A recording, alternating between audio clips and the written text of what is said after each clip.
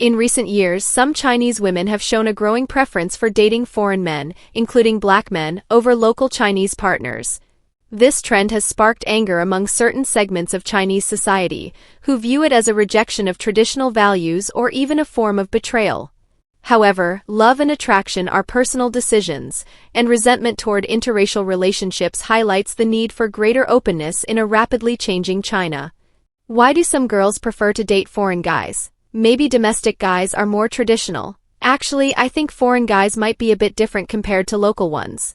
Since I don't have a boyfriend myself, I just feel like foreign guys might be more gentlemanly.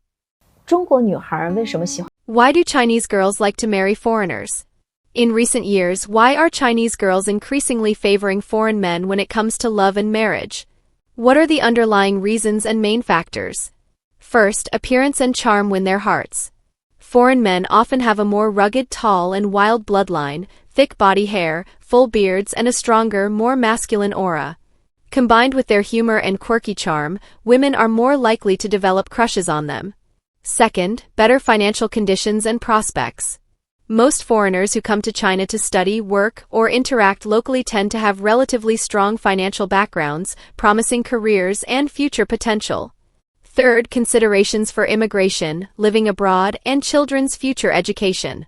Some see marriage to a foreigner as a pathway to settling overseas and providing better education and opportunities for their future children. Fourth, cultural appeal and trends, romantic ideals play a role. For those learning English or other foreign languages, being with a foreigner makes communication and cultural exchange easier.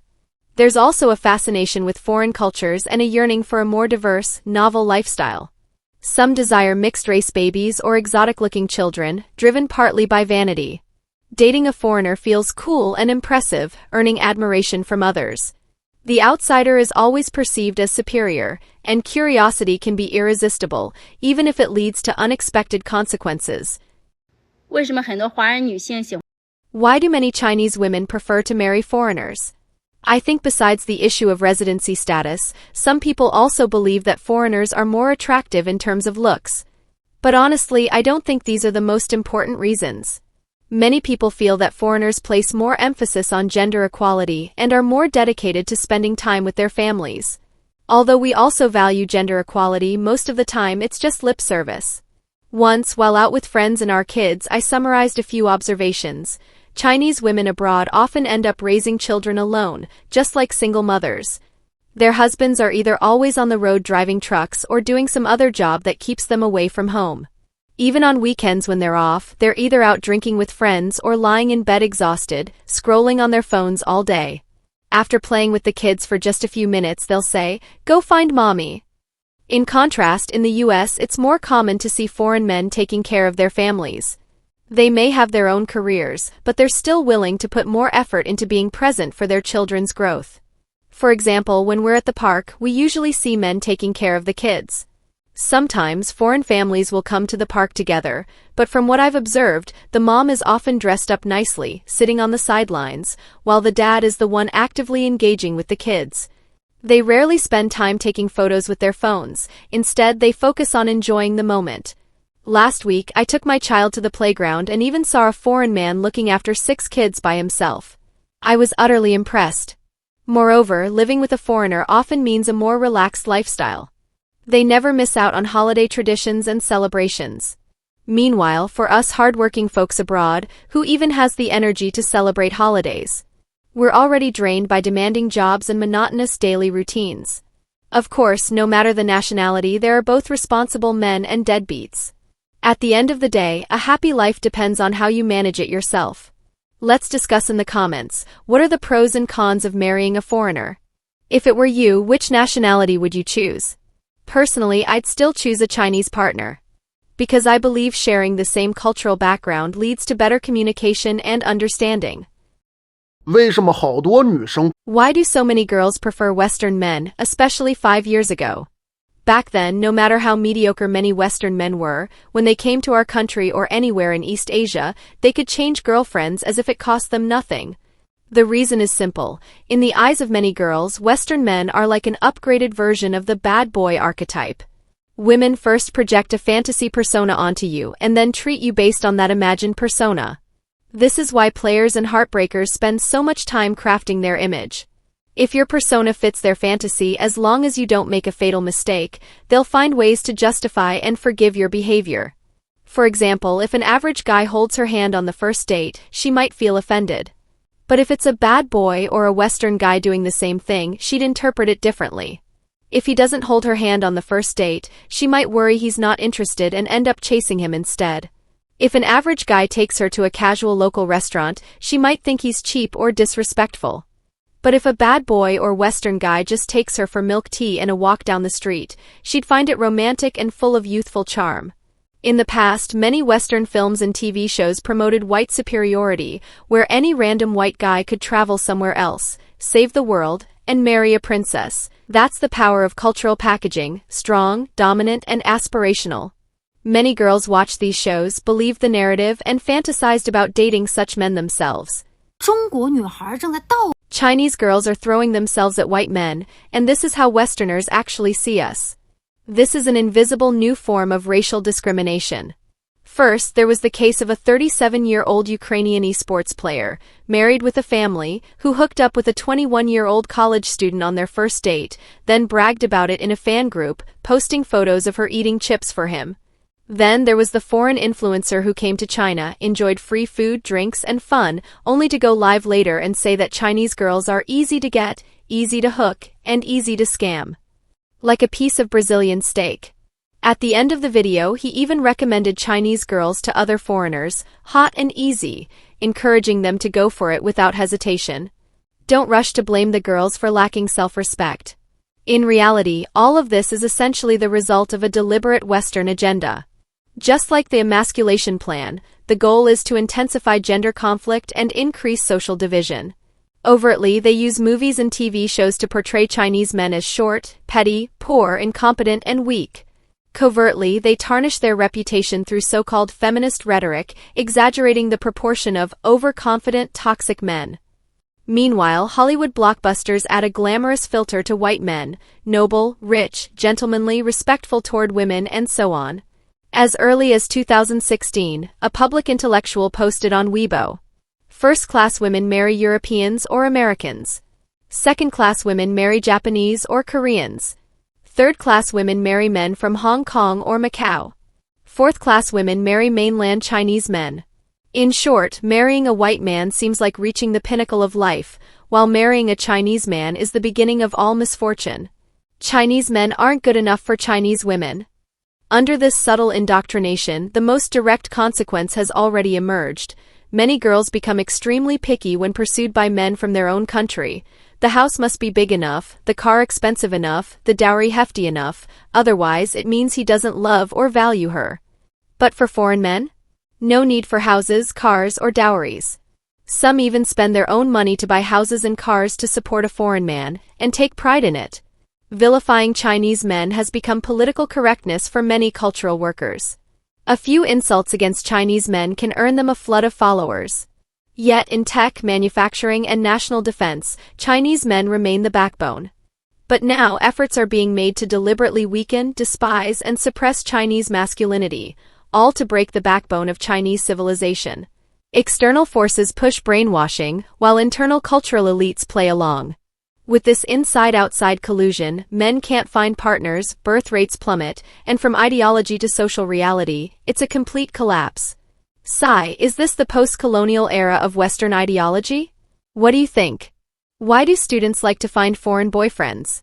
Chinese girls who date foreign boyfriends are actually not that common, unless they grew up abroad or went overseas during high school.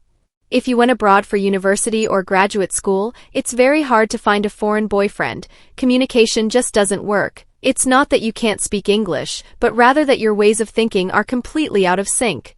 Of course, some girls date foreigners because of movies, and their progress is extremely fast. 为什么黑人成为了女孩 What kind of black men become the romantic interests pursued by girls? Women who choose to date or marry black men often look down on domestic men deep down. I once met a black guy from Ghana back in school. At the time, my friends and I would play soccer together once a month. I asked him, "Do you have a Chinese girlfriend?" He straight up told me he had many, so many that he could switch to a new one every week. I was shocked. When I asked how he managed to get Chinese girlfriends, he said he'd just ask girls for their numbers directly, in Mandarin. If one refused, he'd move on to the next. He'd ask over a dozen girls a day and some would always give in. Once he got their numbers, he'd invite them out at night under the pretext of learning Chinese from them. He'd just keep making them laugh. Chinese girls act reserved in public, he said, but when no one's around, oh, they're really open. Of course, they might pretend to resist at first, but if he persisted, they'd eventually give in. Hearing this, I finally understood the secret to never being single. Compared to Chinese men, black guys are more outgoing, lively, and proactive. When a Chinese guy sees a girl he likes, his first reaction is insecurity. But when a black guy sees a girl he likes, he just walks right up and starts talking. Their strategy is to cast a wide net, hook whoever takes the bait. Chinese men? They fixate on one girl, chasing her relentlessly, sending red envelopes, gifts, you name it. The simping is next-level professional. So girls don't like black men because they're better, it's because women think black boyfriends are bold and manly. They also feel proud to have a foreign boyfriend. Plus, they get a sense of presence and security from them. Chinese men? Well, it's hard to say. If you want to learn more about this, check out my first video or come chat with me. No one understands you better than me, you're Sanyu. 中国女孩是 Are Chinese girls easy girls? First, there was a Ukrainian esports player flaunting intimate photos of a 21-year-old Chinese female college student who traveled thousands of miles to initiate a hookup. Then, foreign influencers came to China, enjoyed lavish treatment, and openly mocked Chinese girls as hot and easy. So easy to get that they're as cheap as a Brazilian steak. At the end of their videos, they even encouraged their followers to come and try their luck. Going further back, there was the infamous case of two foreigners in Shanghai challenging themselves to kiss 100 Chinese women on the street. And of course, they succeeded with flying colors. An unemployed American repairman came to China and not only became a foreign teacher but also gained widespread respect, even getting stopped on the street for photos. Most importantly, in his eyes, Chinese girls were very cute, beautiful, and forward. He claimed that over 200 women wanted to sleep with him and have mixed-race babies. Some even offered him money. To foreigners, Chinese girls are nothing but yellow cabs. Interpret that as you will. If Chinese women are seen as easy girls, what about Chinese men? Western media portrays Chinese men as short, petty, poor, and incompetent, while white men are depicted as noble, wealthy, gentlemanly, and respectful toward women. They vilify Chinese men while funneling money to certain public intellectuals in China to fuel gender conflict and tarnish the image of Chinese men through so-called feminist rhetoric. Why? Because in the hearts of these white supremacists, they have never given up on colonizing and exploiting China. As early as 2016, a public intellectual posted on Weibo, "First-class women marry Westerners, second-class women marry Japanese or Koreans, third-class women marry Hong Kong or Macau men, and fourth-class women marry mainland men." As if marrying a white man elevates a woman to the pinnacle of success, while marrying a Chinese man marks her as a failure. This is where all the misfortune begins. Thus, Chinese women started throwing themselves at white men. On social media, some Chinese women proudly post about kissing foreigners, enthusiastically sharing their experiences. Meanwhile, radical feminist influencers scream that Chinese men aren't good enough for Chinese women, while simultaneously running what amounts to a pimping business. How? First, they brainwash women, convincing them of a fairy tale future with foreign men. Then, they actively introduce these women to foreign men, setting up romantic encounters. Behind the scenes, these feminist influencers profit by selling out their own countrywomen, living in luxury homes and driving expensive cars. They're essentially madams, yet they maintain a pristine feminist image. The ordinary women they exploit? Just lambs to the slaughter, happily counting the money for their own betrayers. By the time their youth is wasted, some may find themselves inexplicably pregnant, returning home with no idea how it happened, already reduced to meat on someone else's chopping block. But are Chinese men really unworthy of Chinese women? The truth is, most Chinese men, shaped by schooling and traditional family values, are hardworking and selfless. Whether in tech, manufacturing, or national defense, Chinese men have always stepped up to the front lines. Yet even today, many Chinese media outlets continue to glorify foreign sons-in-law and mixed-race babies, treating preferential treatment for foreigners as something to boast about. As the great scientist Jian Shuesan once said, to destroy a nation, you only need to strip men of their backbone and courage and women of their modesty and kindness. We are on the path to national rejuvenation. When foreigners casually throw around terms like easy girl and humiliate our sisters, it's no longer just an attack on one gender, it's a broader, systemic discrimination and bullying against our people. In the face of such toxic trends, we must remember, if we don't occupy the high ground of public opinion, the enemy will.